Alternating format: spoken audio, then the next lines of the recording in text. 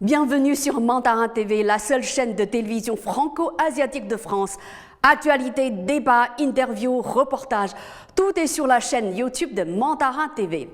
Pour vous abonner, c'est simple. Tapez Mandarin TV YouTube et cliquez sur s'abonner.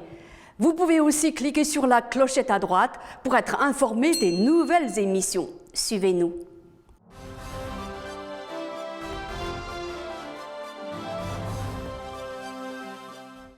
Bonjour et bienvenue dans votre émission Parole d'entrepreneur. Aujourd'hui, nous allons parler d'un sujet qui touche toutes les sociétés européennes qui font des affaires avec la Chine, mais aussi toutes les sociétés chinoises qui travaillent avec l'Europe. Il s'agit des virements transfrontaliers. Pour en parler, je suis avec Roland Fradet, président d'Easy Euro France, une banque en ligne transfrontalière qui permet d'effectuer des virements gratuits et instantanés entre la Chine et l'Europe, mais aussi dans le sens inverse. Roland Fradet, bonjour. Bonjour. Merci d'être venu jusqu'à nous. Alors, première question, quels sont les atouts d'Easy Euro ?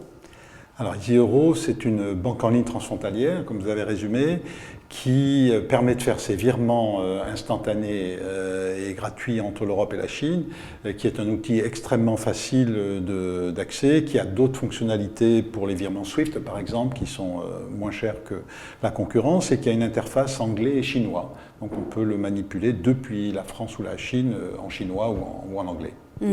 Alors, à qui s'adresse cette banque alors, essentiellement ? Alors, à des commerçants européens qui veulent encaisser des clients chinois via Alipay WeChat Pay, qui est un de nos cœurs de métier, et également à des exportateurs chinois qui veulent gérer leurs recettes en euros avec un compte banque en ligne.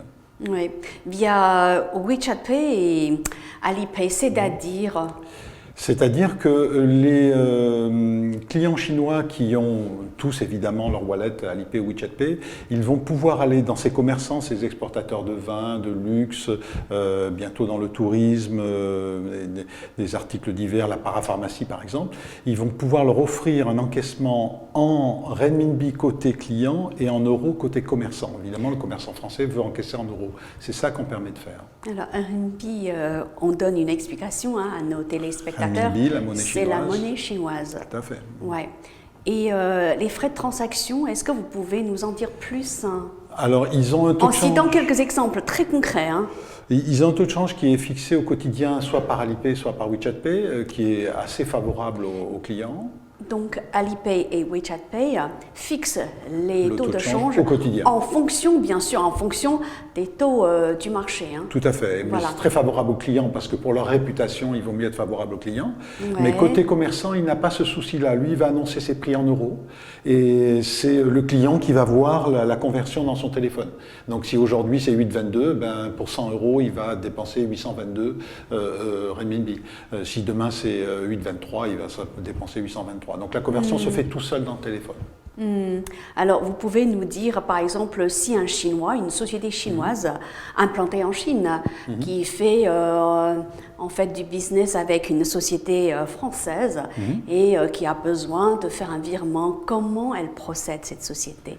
Concrètement, Là, il faut que les deux entités, aussi bien chinoises qu'européennes, aient ouvert un compte. Donc, ça paraît normal. Si on n'a pas de compte, on n'a pas accès à la fonctionnalité. Chacune ouvre un compte. Et c'est tout à fait sur Easy Euro, c'est ça en scannant ses documents, en prenant la photo de soi-même, puisqu'on est le représentant légal, et son identité, son cabis, qu'il soit chinois, qu'il soit français. Donc à partir du moment où on a un compte, ces virements se font sur la base de l'email.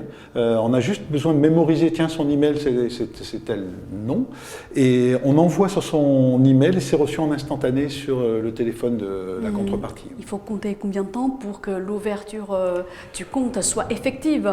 On va mettre entre 7 et 8 jours le temps de vérifier que les documents sont dans des catégories d'activités normales et des personnes qui sont normales aussi. Ça veut dire que qu'on soit en Chine ou en Europe, on peut ouvrir un compte en ligne sur Easy Euro facilement. Tout à fait. En envoyant, bien sûr. En scannant ces documents, en les prenant en photo. Ouais. Alors, par exemple, cette société chinoise, elle a ouvert un compte. Et la prochaine étape, c'est quoi alors ? La prochaine étape… Par exemple, elle a envoyé des produits en Europe. à une société française, la société acheteuse, Oui. et ben maintenant le client chinois va vouloir encaisser. Donc, Alors il va avoir de l'argent. un RIB en zone euro Un et, RIB, et ouais. également un autre RIB en zone livre sterling, on traite les deux monnaies, sterling et euro. Bon, pour les Français, ce sera l'euro. Et donc ce RIB va être communiqué à des plateformes comme Amazon, si elles vendent sur Amazon, ou à des clients importateurs français qui vont faire un virement dans la zone CEPA. Donc pour eux, c'est gratuit. Donc finalement, CEPA, ouais. l'exportateur chinois aura reçu un montant de manière gratuite. Ouais. Alors, c'est quoi CEPA pour nos téléspectateurs? Vous pouvez donner une définition? Bien sûr, alors je ne connais pas toujours les initiales de CEPA, à part que le E c'est euro, évidemment, c'est les virements De dans quoi la zone euro. s'agit-il? Oui, virement, oui. C'est pour que si vous avez un compte qui soit lituanien, qui soit italien, qui soit français, les gens s'envoient de l'argent gratuitement. Donc on est tous en France sans le savoir, on est dans la zone CEPA, c'est-à-dire dans la zone euro. Dans l'autre sens, c'est-à-dire s'il y a une société française qui a envoyé des produits en Chine et qui compte recevoir de l'argent, n'est-ce pas? Voilà, dans ce cas-là, c'est aussi simple pour elle aussi, puisqu'elle a déjà un compte. Dans ce cas-là, elle envoie son RIB à son partenaire chinois en attendant d'être payée. Alors, elle aura deux outils par nous. Donc, par nous, si elle vend à des importateurs dans B2B, elle va proposer qu'ils ouvrent son compte EasyEuro. Ils pourront s'échanger de l'argent en direct en monnaie euro, je le répète.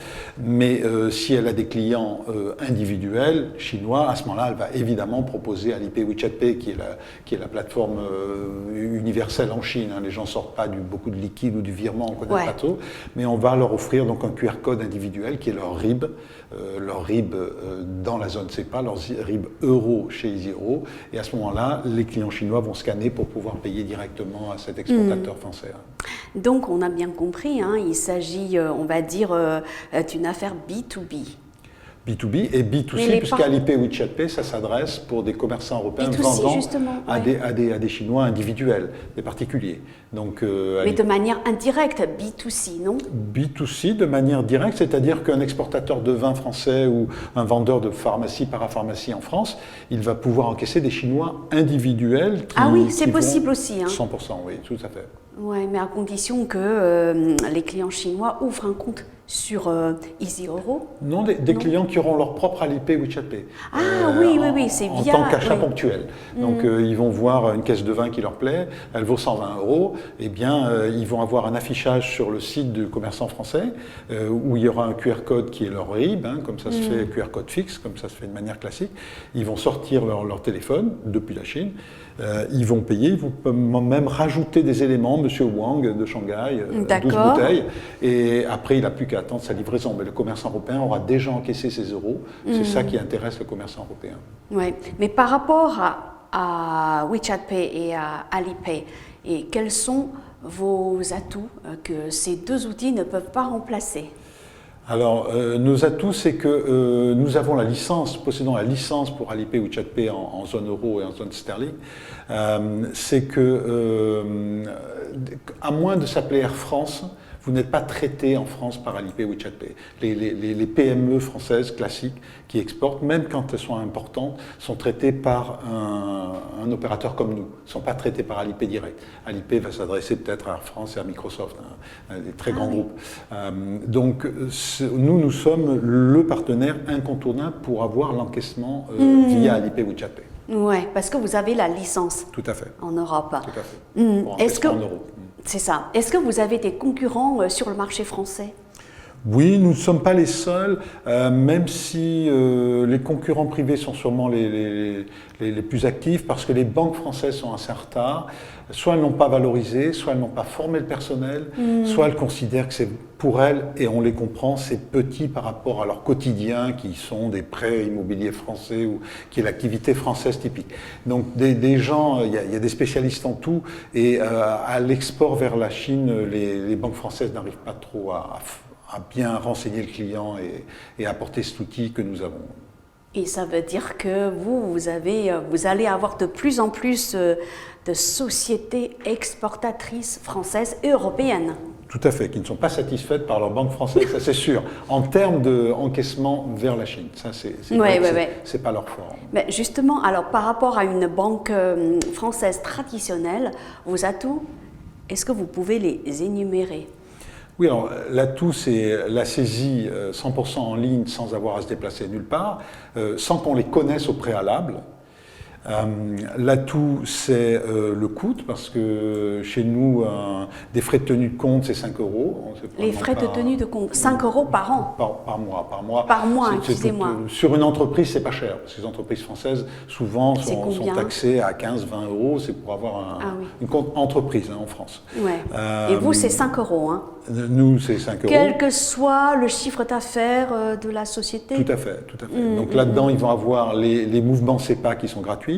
Ils vont avoir les mouvements dans la plateforme EasyHero, y compris vers la Chine, qui sont gratuits. Quand ils ont des virements réguliers, on leur dit invitez vos correspondants à Hong Kong, en Chine, d'ouvrir leur compte EasyHero, parce que comme ça, vous aurez des virements gratuits. Ouais. Ils vont avoir des SWIFT, c'est-à-dire du virement international tout pays, qui est moins cher que beaucoup de banques françaises. On est à 20 euros, souvent c'est plus, avec des pourcentages en plus. Et puis une interface qui est très facile, intuitive, directement sur téléphone portable. Ouais. Qui a créé cette banque? Alors, il s'agit de deux individus qui sont en Chine actuellement, même si Ryan a eu une longue période en France et parfaitement francophone. Ryan Li, qui a fait ses études universitaires de doctorat en finance à Aix-en-Provence, et de M. Xue Dingcheng, une sorte de star de la programmation. On a compris derrière une banque en ligne, c'est du logiciel informatique.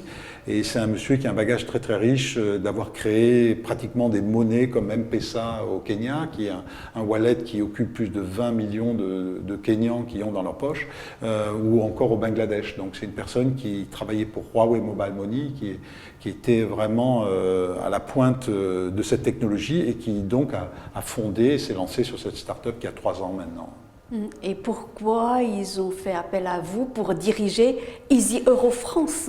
Alors EasyHero France, j'avais un parcours, je parle un peu chinois, et puis j'avais un parcours, j'ai une épouse chinoise, mais j'avais surtout un parcours à la fois de PME française et de conseil à l'export qui s'intéressait à l'export vers la Chine. Donc je mariais un petit peu l'avantage de connaître l'environnement chinois et puis l'environnement français. Vous avez une longue expérience, hein, et en matière bancaire aussi. En bancaire, j'ai appris beaucoup de ce métier, mais j'avais géré des PME françaises, donc je savais un petit peu leurs attentes. Ouais. Et votre équipe, elle est basée à Paris? Alors Paris, Boulogne-Billancourt pour l'équipe française, une équipe à Londres qui gère la gestion sterling, et la grosse équipe à la fois technique et de développement d'affaires, c'est à Shenzhen en Chine. Ouais. Et elle a combien d'années, cette société française, la filiale française? La filiale française s'est créée, Ryan a commencé depuis la France avec des relations en Chine fin 2017, 3 ans maintenant. Oui. Et votre marché commence à se développer on est au-delà des exportateurs français. 1000 comptes, y compris des comptes en Chine, donc ça va vite. On a la licence de banque en ligne depuis décembre 2020, de banque en ligne en France. C'est tout récent. Hein. C'est récent. Alors on passeportait, c'est-à-dire on utilisait la plateforme anglaise puisqu'on avait le droit dans le cadre de l'Union européenne. Bon, maintenant il y a eu le Brexit, d'où la licence française. Donc maintenant la licence est opérationnelle depuis décembre. Donc on est tout à fait dans les dates. Donc on a bien compris, hein, la filiale française, elle est toute jeune. Et quelle est votre stratégie de développement pour les mois et les années à venir?